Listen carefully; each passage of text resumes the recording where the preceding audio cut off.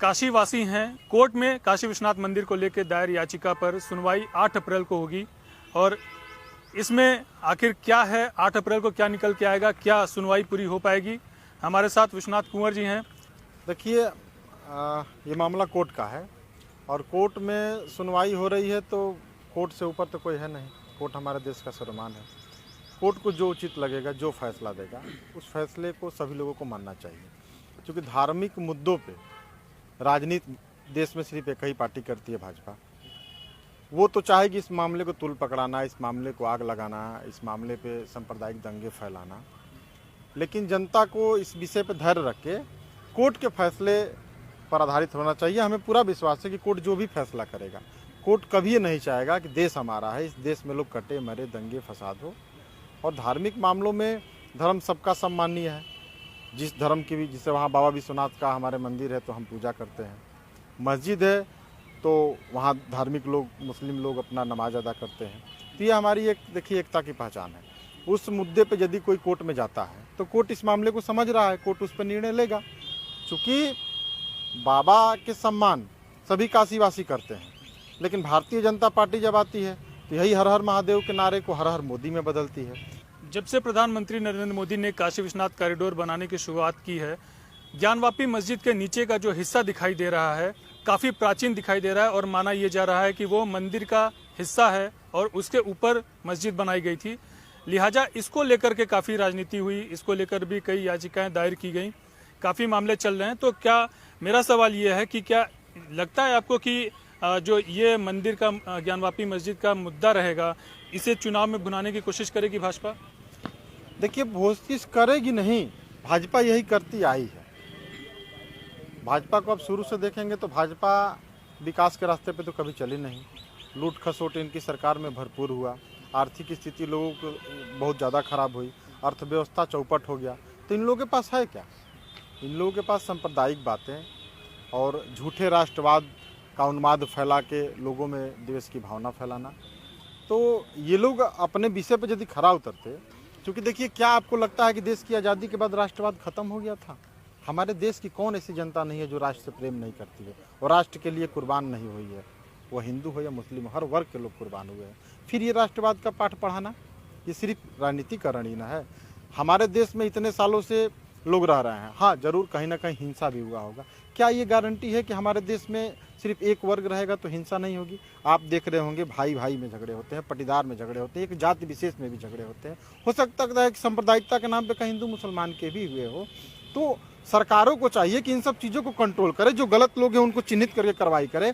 और भाजपा ठीक उसके उल्टा उस चीज़ों में आग लगाती है, उस चीज़ों में आकर के और आग फैलाएगी और प्रोटेक्शन देगी और कहीं ना कहीं से किसी न किसी रूप में उस दंगे का इतना बृहद रूप बनाएगी कि जो लोग पीड़ित रहें, उनकी भावना के साथ हम खेल सके। और निश्चित रूप से भाजपा इस मामले पे पूरा आग लगाने का काम करेगी। और यदि नहीं करेगी तो मामला तो कोर्ट में चल रहा है और कोर्ट के निर्णय को कौन नहीं मानता? सभी पार्टियां मानेंगी, सभी देश के धर्म के लोग मानेंगे, उससे ऊपर तो कोई नहीं है। फिर इस मामले को तुल पकड़ाना, इस मामले पे मीडियाबाजी करना, इस मामले पे बयानबाजी करना, ये स्पष्ट दर्शाता है कि आप इस मामले को भुनाकर राजनीतिकरण करके वोट बैंक की एक राजनीतिकरण कर रहे हैं। और सिर्फ वोट बैंक की उस तरीके की राजनीतिकरण है जिसको सिर्फ मूर्ख बना के, जिसका आप विकास नहीं होने दे रहे हैं। जिस हिंदू धर्म की आप बात कर रहे हैं, उसी हिंदू के नौजवान बेरोजगार घूम रहे हैं, उसी हिंदू के नौजवान ठेले लगा रहे हैं, उसी हिंदू की गरीब बहन महिलाएं सुरक्षित नहीं है और उसी हिंदू की पे आप राजनीति कर रहे हैं, खिलवाड़ कर रहे हैं। तो ये देखिए, ये सब खिलवाड़ न करके आप हिंदुत्व की ही आपको बात करना है तो आप कितने लोगों को रोजगार दिए, इस पे बात कर लीजिए। कितनी हिंदू की महिलाएं सुरक्षित, आपने उसके लिए क्या व्यवस्थाएं की, ये कर दिए। देखिए, जब आप व्यवस्था करेंगे तो उसमें सब सुरक्षित होगा, क्योंकि देश का कानून एक है। देश का कानून एक है और यदि आप कहेंगे कि मैं एक वर्ग विशेष पर वार कर रहा हूं तो आप समझ जाइए कि सीधा एक वर्ग विशेष को मूर्ख बना रहे हैं आप। किसी पे आप वार नहीं करें, क्योंकि कानून में जो वार होता है तो सबके ऊपर होता है। कानून का मार पड़ती है तो सबके ऊपर पड़ती है। तो आप एक पक्षीय कहाँ कर सकते हैं? इसका मतलब कि आप एक पक्षीय मूर्ख बना सकते हैं। और किसको बना रहे हैं? वो हिंदू को बना रहे हैं। मुस्लिम से ज्यादा खतरा इस देश में भारतीय जनता पार्टी से हिंदू को, क्योंकि हिंदू छले जा रहे हैं, हिंदुओं को मूर्ख बनाया जा रहा है इस सरकार में। आज हिंदू के लड़के बेरोजगार घूम रहे हैं। शिक्षा के मामले में उनका एक अविश्वास पैदा हो गया है कि मैं तैयारी कर रहा हूं। पहले देखिए, मैं नहीं कह रहा हूं कि कोई भी सरकार 100% जॉब दे देती थी। कोई तैयारी 100 लोग कर रहे हैं तो 20 लोग 25 लोग इसमें नौकरी पाते थे, लेकिन 100 लोग उस आस में मेहनत करते थे और एक सफल व्यक्ति बन जाते थे, नौकरी मिले या ना मिले। आज वो विश्वास पे ये कुठारघात किए हैं, वो विश्वास टूट गया है।